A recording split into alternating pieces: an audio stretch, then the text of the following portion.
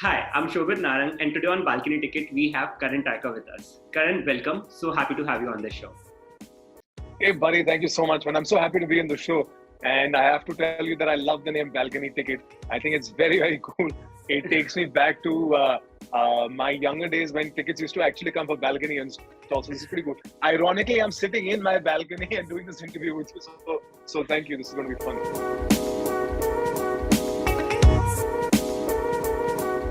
So Karan, it's been 6 months since the release of your show. Are we still mulling over it, and how do you feel at this moment? Oh, definitely mulling over it. I'm not mulling over it. I'm still reeling from the success of Special Ops and Farooq Ali, the character that I played. And I'm just enjoying this time. Also, we're in quarantine. Work is on a halt. So the only thing to do is cherish memories. So yes, I'm still enjoying the aftermath success of the show.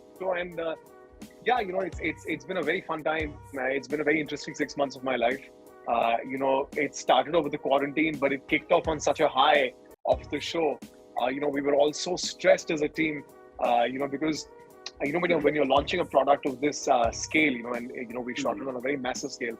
You intend to promote it, you want to market it, you want the hoardings, you want the city visits, you want the whole 9 yards. But unfortunately, the lockdown kicked in, so neither could we do and visit in any of the cities, nor could we put up posters about it. So the only thing that we really relied on was the word of mouth, and that can be very risky. If people don't connect with the show, then the word of mouth can be really bad. But fortunately for us, it really kicked in very beautifully, and here we are 6 months down the line, still talking about it. So I'm really happy. Lovely. So I remember in one of the interviews you said that this was a different show for you. This was a very different experience for you in terms of acting. So is it about the genre that it was set in, or what was so different about this? Because you have been an actor for a very long time. Correct.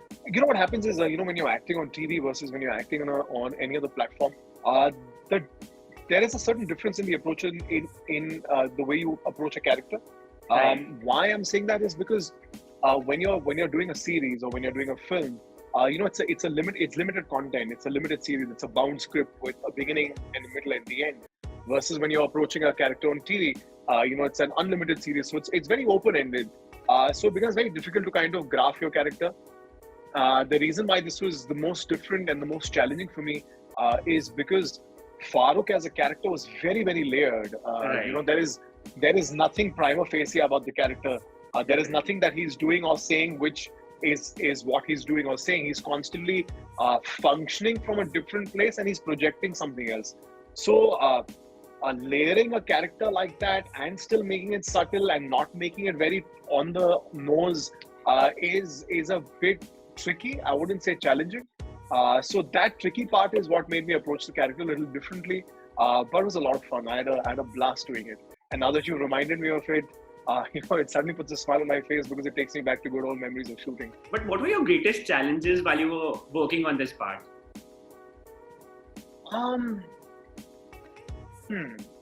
I think the greatest challenge was to sort of was exactly what I said. When you're playing a spy, and it's not a very commercial sort of a space, जहाँ पर body दिखानी है और मार धाड़ करनी है, और एक बहुत obvious तरीके से you're playing a spy.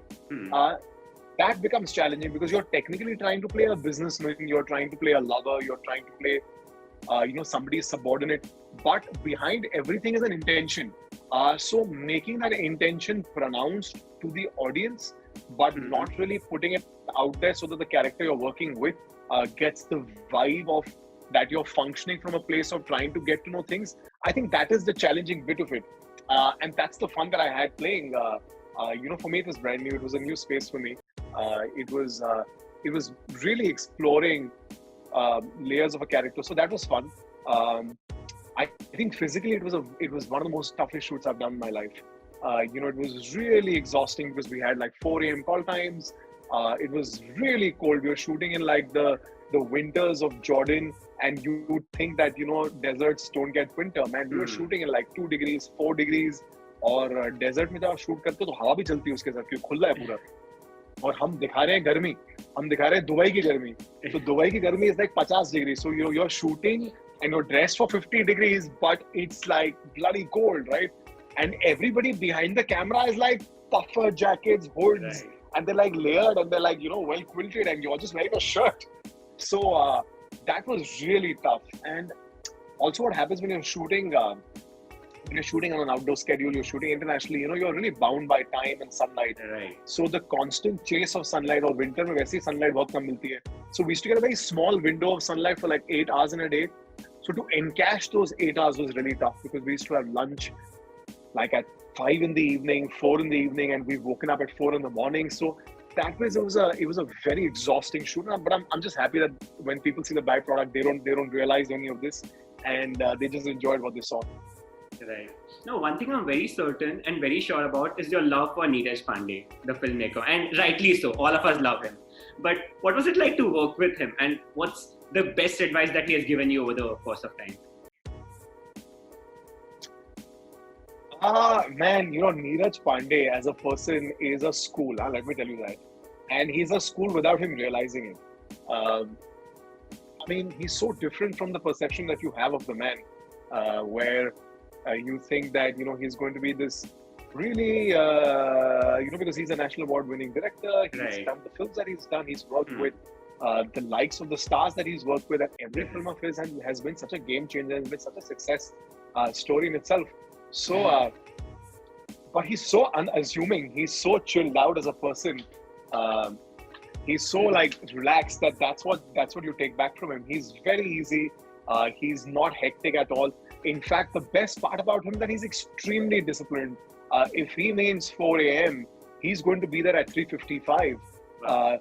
So the love of the job, and see, in his place, he could probably send his first AD to kind of do all the dirty work that he needs to. But no, man, he's there. He's available to you as an actor. He's available to every single department. He'll answer everybody's question. His sense of patience is really commendable. And he's a constantly thinking guy. You never catch Neeraj sir not thinking of something. He's so in love with his job, and he's such a brilliant writer. So he knows the material really well. I'm going to say a whole bunch of things. You can pick off what I learned the most from him. But this is the impression that I have of Neeraj sir. Plus, he's an educated guy. He's very well read. So you can't fool the man on anything. He'll tell you his two bits about every single thing that you have a question about. And the one thing that he told me, which I'll always remember, I was having a very, very bad day on set. We were trying to attempt an extremely important scene, and somewhere, there was something was just not happening right, and we were taking too much time to kind of get to that point.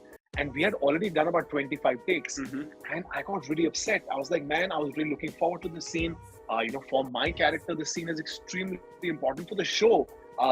This scene is so pivotal because it's the turning point of the show. It's a pre-climax scene.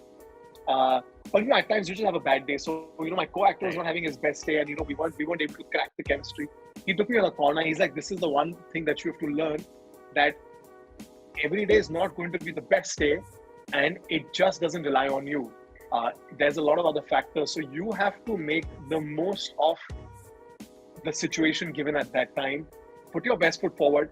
Forget about it, and hope for the best." So that is one thing that I realized. Because as an actor, you feel like, when I go on set, सब perfect होना चाहिए. मेरे co-star की लाइनें, lighting, ये वो फलाना ढिमकाना, and he just he wiped that out of my head. He's like, nothing matters. You do your best and leave the rest. And that's what I've taken back from him. He's extremely earnest. He doesn't like to overmarket himself. I keep joking with Neeraj sir, like, Neeraj sir, you're a ghost on the internet. Nobody knows anything about you. I mean, there's ginke 4 interviews that man has done, and the body of work that he has, he should be out there talking about cinema like extensively. But he's so involved in what he does that he forgets this part of media. So I feel this in totality, this extensive answer that I've given you is Neeraj Pandey for me. Wow, lovely. So currently you have a dream project. Now that this has happened, any genre that you would now want to experiment with, or a director that you would want to work with? I mean, there's so many directors I want to work with. If you ask an actor, somebody as hungry as I am, I want to work with everybody. I definitely have a list, but I want to work with every single director out there, because the more directors that you work with, the more content that you end up doing, the more rounded it makes you as an actor, and the more you realize the craft better. It's very difficult to kind of say a dream project. Of course, everybody wants to play, the hero, so to say. But I love the genre of thriller. I love spy thrillers. I really enjoy doing this. I really enjoy doing action.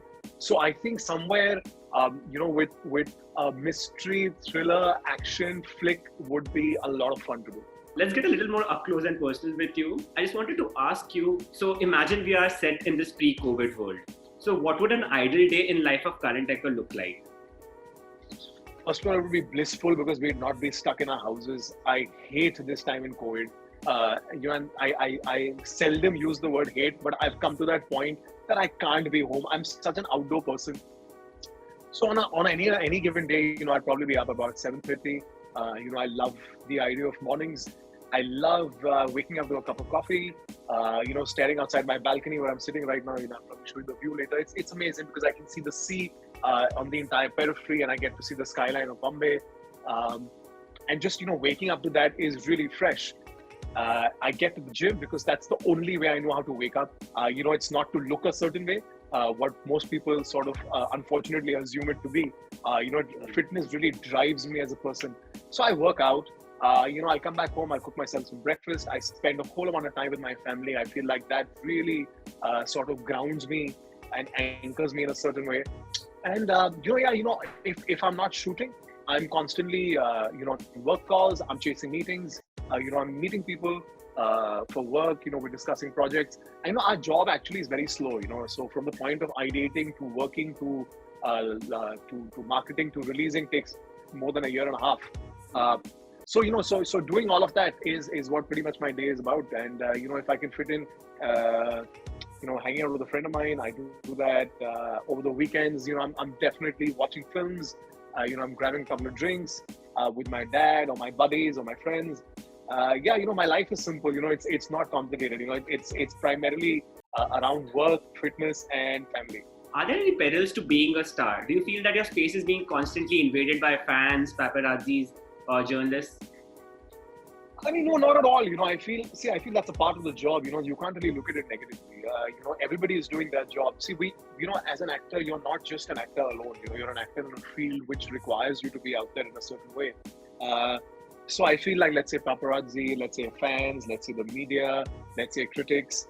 It's all the periphery of being an actor, and you have to relish all those facets. So I enjoy every bit of it. And I feel we're in a time where people are a little kind. If you don't feel like getting pap, they get it. Because you can't really be.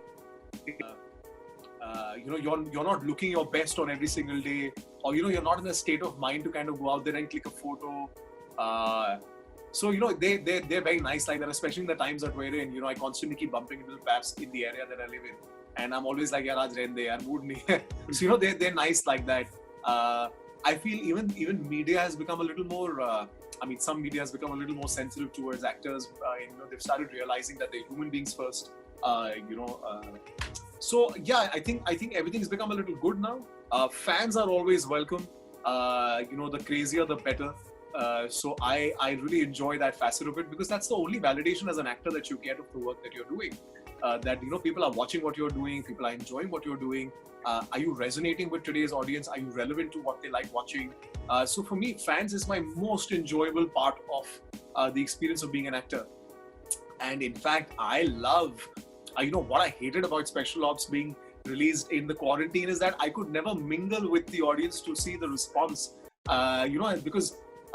Because when you put out a product, especially something that's got 8 episodes, so people have just consumed it and it's fresh in the minds of people, when you go out, you get that whiff, whether people enjoyed it or they didn't enjoy it, or how much they enjoyed it. So I'm getting to kind of feel that now, even in a mass, I get a vibe of people okay, people come up to me and say they really enjoyed Farooq Ali. So yeah, I love it, man. At times it tends to get a little tough when you're not in a good place in life, because the kind that the job that we're a part of, there is so much out there that you constantly feel exposed, you feel naked. So in that nakedness, if people are a little intrusive and they're not respectful of your emotional state of being, I feel that time it becomes a little tough. But fortunately for me, I've not had it bad just as yet. So I wanted to ask you, how were you able to do so much during your lockdown phase? Because we were consistently seeing you posting on social media and you were working out consistently. So how were you able to navigate through that space? Dude, if you ask me, I personally, I don't know how to make the most of social media. I'll be very honest about it. I'm so engrossed in living a life that I forget to document it. I don't know if you can relate to what I'm saying. There's so much that I do in a day, but I have a funda that if I'm clicking what I'm doing, then I'm stopping myself from relishing the experience. But unfortunately, we live in a time where I feel if it's not on social media, it never happened, right? So it's a tough balance. I have my phases. I have my phase where I'll suddenly be like, okay, fine, I need to put myself out there. And then I'll probably go back in a shell of, you know what, I just want to enjoy life. I want to have a good time. I don't want to stop the good time to kind of go out there and click a photo. I'll take a mental photo of what I'm doing. I'll make the most of the experience that I'm living. It's all about phases, So, quarantine, we have all had enough time in our head. And I think we were all just so slapped with it in our faces that everybody just went out there and just put as much data as they could. And I think we've all sort of calmed down. Like suddenly there's like a lull on the internet. So it's for me, it's quite welcome. I like being off the internet as much as possible. In fact, there's times that I delete all my apps, without putting it out there that I'm taking like a break from social media. And that really calms my mind because you're not, otherwise you're incessantly just like scrolling through apps. So Right. We also know that you were able to revisit a lot of books and shows in this lockdown period. So tell us a little bit about that. Yeah, when the lockdown started, I think I thought when the lockdown started, I have all this time in the world. I'm going to read, I'm going to write, I'm going to sketch, I'm going to watch. But once it started, you realize, boss, these are luxuries. You'll have to clean the house, you'll have to do the bartan, you'll have to do jhadu pocha, you'll have to do the cooking, you'll have to probably, be available as a masseuse to your parents. So I think in this lockdown, more than anything else, bro, what I've really relished on is life experiences. I spent ample amount of time with my family. I think the interactions with my family has been something that I've cherished the most in my lockdown. I feel human interaction becomes really less, when you're living a day-to-day life because you're constantly running from an appointment schedule. So you don't really make the most of the interaction that you have. But now everybody has the time to kind of give you that time to listen. I really valued the ideology of listening in this time because, I'm listening to my parents speaking. Otherwise, we're constantly half-heartedly speaking to everybody. I don't know if that happens with you, but I feel off late, I'm enjoying the charm of looking into somebody's eyes and having a full conversation with all attentiveness. So I think that's one thing that I really enjoyed in this lockdown. Me and my family, we had great chats. We've been through everybody's birthday, my birthday, my sister's birthday, my mother's birthday, my dad's birthday is coming. So, all the birthdays have happened very warmly just amongst ourselves. So it's been a more relationship oriented quarantine for me. As far as the content is concerned, yes, I read a few books. I read a couple of scripts. I read a book or two which was meant to be turned into scripts. So that took a whole lot of time. I sketched a lot this quarantine. Wow. I'm not somebody who sketches, but I've just randomly picked it up. So I've started enjoying charcoal sketches. In fact, I could manage to auction one of my sketches, so that made me feel really nice. So I did that. I really took on to fitness and touchwood. I really had fun with it. It made me very self-reliant on my own body to become fit in a very small space. So I think we've all become very minimalistic like that. As far as content is concerned, if you ask me right now from the top of my mind, I'll remember one or two things. So I'll tell you what I watched. I recently watched Broadchurch. It's a mystery crime thriller. I really enjoyed season 1. I thought it was very subtly done, very well put, and it's something that I binge watched. I watched Patrick Melrose with Benedict Cumberbatch. Brilliant. What a guy. I really recommend this to every actor because that guy is such a textbook actor. I watched a Hindi show called Panchayat, which really put me in a great state of mind, because through all the quarantine, it was a very light-hearted, fun-loving show, very sweet, and very subtle humor. So I enjoyed that. I really enjoyed watching Schitt's Creek, which also won the Emmy this morning for a whole bunch of things. So I watched that. What else did I see? I watched Patal Lok. I watched Special Ops. From the top of my mind, this is what I can remember. Wow, lovely. So, talking about your family, tell us a little bit about the relationship that you have with your family, with each one of them. In our house now, it's like a what do you call that? It's like a it's like a frat house, so to say. Where I think none of us are accepting that we're all growing up.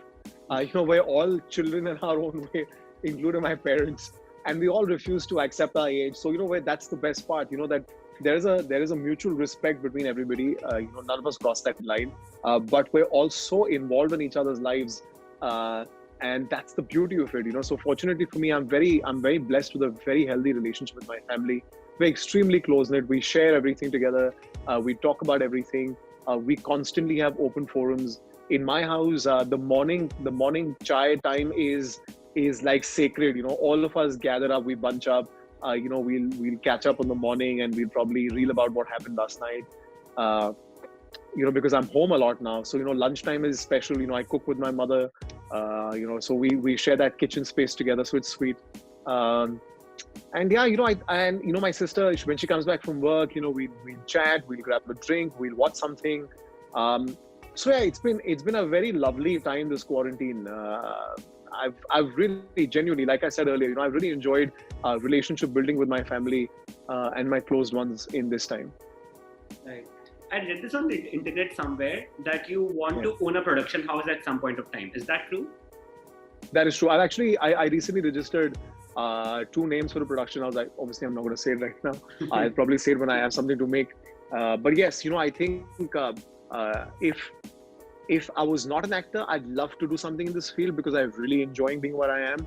And it would be amazing if I could probably produce something, not necessarily with me as an actor, but just something that I could probably be proud of as a product that I have somewhere managed to make. So yes, I'd love to produce something. Right. Now we know this side of Karan Tacker, who is a performing artist, but were you always like this while you were growing up? I mean, I was a performing buffoonist, if anything. Buffoonery has been my front footing since when I was in school. I was never studious. I never enjoyed studying. I'll be very honest about it. I love school days, but for all the wrong reasons. There was no education in my school when I was studying. So I was quite a notorious kid. I don't think I ever set out to be an actor, but now that I look back at it, probably all my buffoonery is what aided me to kind of becoming an actor. I think that really opened me up into the lack of embarrassment of doing stupid things in a place of public. So I think that's what's really set me out to be an actor. But sorry, I forgot your question. I went back into a school memory. What was the question? So yeah, but were you always like this? Were you always a performing artist even during your school age? So I did a couple of plays. I was in an all-boys school, so funnily, so if you had to play parts of a woman, it was amongst the boys. So because I was the fair kid in school, and me and my best friend were both really fair, and I don't know why. At the risk of sounding a colorist, but all the fair kids were taken as the girls to play the girl parts. So I have in my school days played the daughter-in-law, and so I remember doing a play when I was in school. So my best friend was my mother, and I was his daughter, and it was a play on dowry, and I was wearing my sister's ghagra choli, believe it or not. And we used to do plays like that. So I did that. But I'll be very honest, my love for acting and my understanding of wanting to become an actor actually came in when I started acting. And I would say that the last probably 4 years of my life is when I really wanted to become an actor the most. And I realized the love for the craft more than the periphery of being an actor. And I really, since then, have started relishing watching films, watching characters, making characters, reading scripts. So I think that I think that schooling of acting came to me while becoming an actor, because I'm not from a film background. There's nobody in my family who's from the films. So the education of the understanding of films came in while I was working. Because I've usually seen that all film kids, they've grown up to watching films. They know what the good films are. They know which kind of films to go out there, watch, what to understand of characters. Because that's the kind of conversation that probably happen in their homes, because of, let's say, their parents, and rightfully so. So I feel like for an outsider like me, that takes time to kind of inculcate and to build a periphery and to build a certain understanding of the profession, the field, the craft. So in the last 4 years now, bro, I've really started loving what I do. And I've come to a point where I've become very selective of what I want to do, because now I know what I want out of my career, what kind of characters that I enjoy playing. So yeah, I think all that education has come in now. Right. Do you think OTT has become a more welcoming space for the outsiders? Has it changed the content market 100%. that way? 100%. About 6 years back, I sort of stopped acting on TV because of the kind of content they were making. So I wasn't really relating myself to it. And the only option was to do films. And films at that time were either being done by stars or by kids of a film family. So just to make an entry into the field was very hard. Thankfully, digital somewhere came in the middle of that space where they started making content where they wanted actors, not just faces. Putting myself in that category of being an actor. So it's really opened up a space for people like me who are sort of stuck in that interim of becoming an actor on film, and I'm not an actor from TV. So it's a great space for me. I really enjoy it. I'm an actor from TV who ended up working with a national award filmmaker. So that happened thanks to the digital space. And I really enjoy the format. I enjoy the format of long storytelling, where you have that pace and you enjoy using each episode as one short film.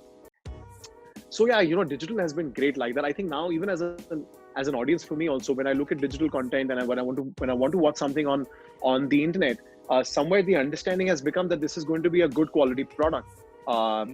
And there is going to be some gravitas in the entertainment that I'm going to be watching, and it is going to have good actors, and it is going to have good writing, and it's going to be somewhere different than films, because it sort of, I think it empowers everybody in terms of writing, directing, acting, to kind of go out there and try something new. Right. So you're talking about your transition phase, and I know in that transition phase you did a lot of shows as a host. So what was that like? See, hosting is something that I've always enjoyed doing. I'm a Punjabi, so you're hosting and like talking non-stop comes to me damn naturally. I have to be limited to shut up, and that happens with me in interviews also. I end up giving such long answers that I forget what the question is. So I'm quite chatty like that. So I really enjoy hosting. So I think at the time that I was not acting on TV, there was, hosting was a lot of fun to do, because, it also kept me busy. It kept me on my toes. It kept me relevant to the time. It also helped me earn money.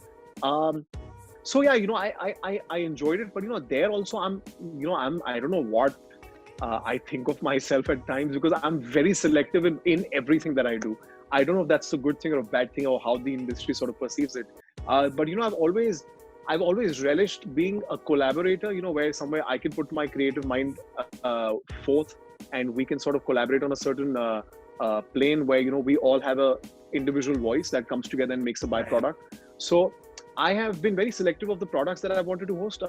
There's fortunately a lot of work that does come my way, but there are a few things that I like doing, and I like associating myself with. So I really enjoyed that phase of hosting. I'll always be proud of the fact that I hosted the Remix, which was the first ever show to be nominated for the international Emmys. Right. And we won like several awards internationally for being a non-scripted reality show. So that was a lot of fun.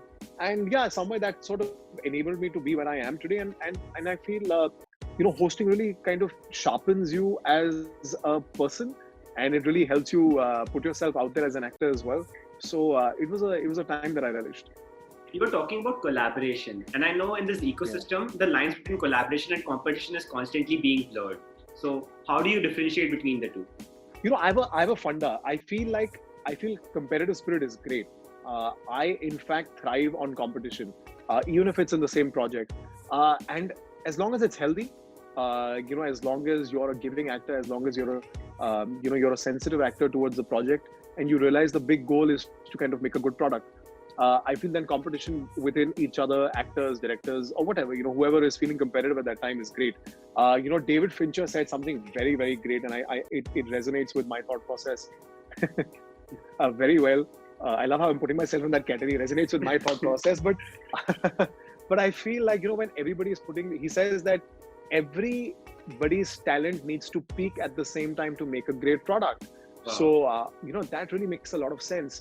That when everybody is feeling competitive enough and in a healthy space, and they're putting their best foot forward, and from your co-actors to your director, to your DOP, to the lightman, to the sound person, when everybody's talent comes together and it peaks, and they're putting their best foot forward, that's the take that works. So I feel that's the point you should reach to in shooting, even if you're working. And you're feeling competitive with your co-actors, and I feel that works for me. I don't really look at it wrongly, unless people are being not nice about it. I feel it's very important for me as an actor to feel giving towards my co-actor, to make sure that in his close or her close, I say my lines the best, because if I say my lines the best when the camera's not on me and the camera's on the other person, it's going to allow them to do their best. Eventually it is going to make one scene look good. So that's the kind of actor that I am, and I hope that I can sort of keep this value within me for the longest, and I hope the insecurity of the job doesn't kick in too early, and I can constantly put out a good byproduct. Very well put. So we have got lots to talk about. We'll keep this conversation short. So I just wanted to ask you, What are those 5 adjectives that define and describe Karan Tacker? 5? Wow. I think I'm really hardworking. I'm extremely earnest. I'm very passionate. I'm very dreamy. What is the 5th one? I don't know what. I think 4 things define me at the moment from what I can think of. Lovely. So thank you so much. Thank you for having this conversation with us. We had a lovely time. Thank you so much, man. Thank you for having me. Subscribe to our YouTube channel and never miss an update on film interactions.